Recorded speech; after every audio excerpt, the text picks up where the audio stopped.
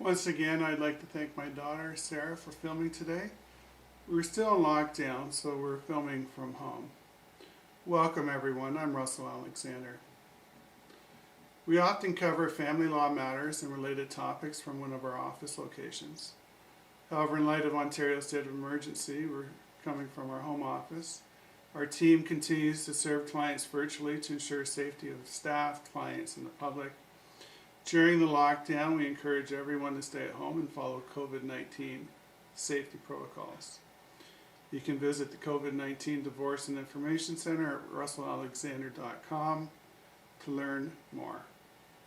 Without further ado, let's get into today's topic: Court opines on impact of criminal bail conditions on families.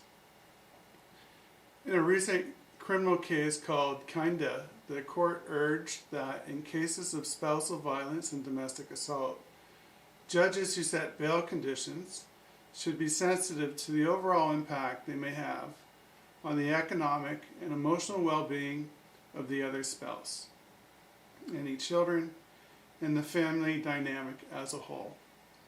Excuse me. The background facts involve spouses whose relationship had deteriorated. The wife had called the police over a number of incidents of violence by the husband, typically following an argument instigated by accusations that she had had a boyfriend. On 2 occasions, he slapped her in the face. In one occasion, he also bit her on the right shoulder and left hand. The wife also called 911 during an incident when the husband decided to wield a kitchen knife and threatened to kill her. He was charged with several offenses, including assault with a weapon and threatening. He was arrested and released on a promise to appear, in an undertaking requiring him, 1, not to communicate with his wife, and 2, not to attend at the family home. This necessitated his moving out. However, a month later, he and his wife were seen willingly together at a shopping mall for about 2 hours, which was confirmed on security cameras. The husband was arrested and charged with violation of his bail, which included a $5,000 surety release and further orders not to contact the wife or attend at the home.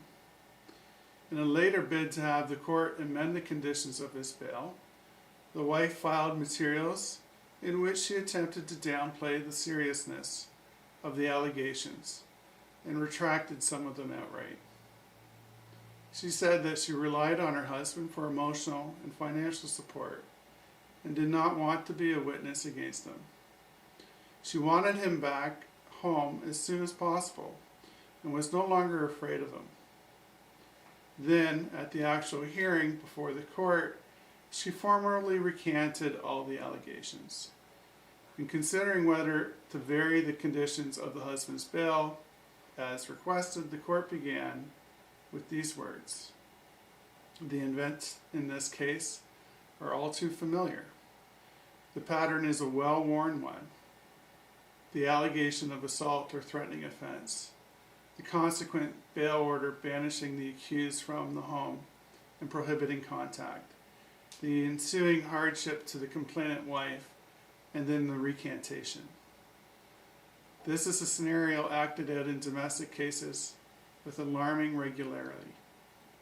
The wife said that many complainants in domestic assault cases say if she had known that her complaint would put this in motion, she would have never made it. The court continued. The plight of complainants in these types of cases is a sympathetic one. They are in a vulnerable position. It could be said that they are between a rock and a hard place. There is a powerful financial and emotional pressure brought to bear on them as a result of the court-ordered separation. Generally speaking, there is strong incentive to reconcile with the accused.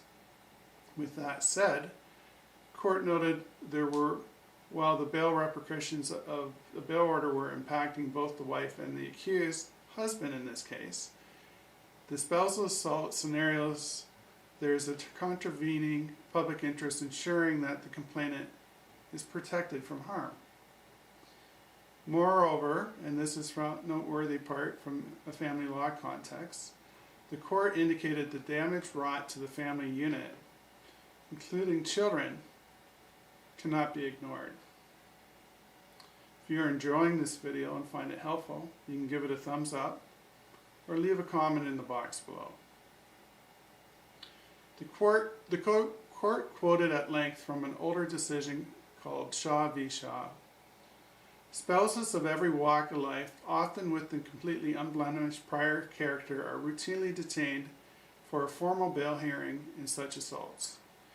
Invariably, the defendant, not yet convicted, is excluded from his or her home and prevented from exercising custody or access to the defendant's children with any consideration of the factors that this court must apply by law before determining incidents of custody or access. This is not for one moment to diminish the impact of spousal abuse on the family members and the children in Canada. Spousal assaults are by nature serious, and they are very sound policy reasons to lay such charges and have them proceed through the judicial system to an ultimate resolution, if not diverted. The court observed, however, that the damage of which the court speaks is not from laying of the charge.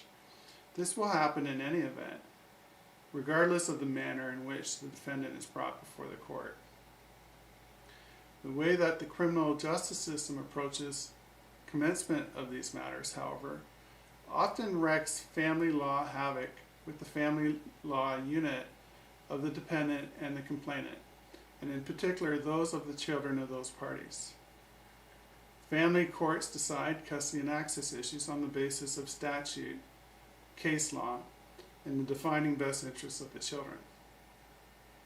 The criminal justice system pays no attention to such interests because it is not geared up to do so.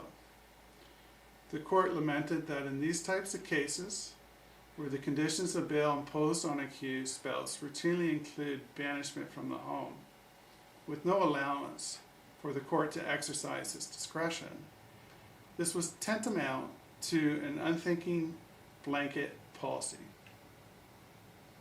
The court urged that criminal courts must instead exercise discretion in making these decisions in situations of domestic violence, while also cautioning that the discretion must be attuned to the seriousness of the contours of the problem, a serious problem by any estimation. The safety of the complainant must be paramount. With that said, on the particular facts of the case involving this husband and the wife, the court decided that it would be imprudent to relax the no contact provisions or rescind the husband's banishment from the home. The court stated quite often, despite the parties' expressed desire to reconcile, judicial paternalism is necessary. The complainant may not be fully able to appreciate the dangers ahead. Judicial experience plays an invaluable function in this context. Bail restrictions or pretrial detention may well be necessary to ensure that the complainant is adequately protected. To learn more about this case, you can read the full decision in the link in the description below. Please leave your thoughts and questions in the comment box below. If you liked this video and found it helpful, please give it a thumbs up to let us know. You can subscribe to our channel and hit the bell icon to get notification every time we upload a new video. Thank you for watching.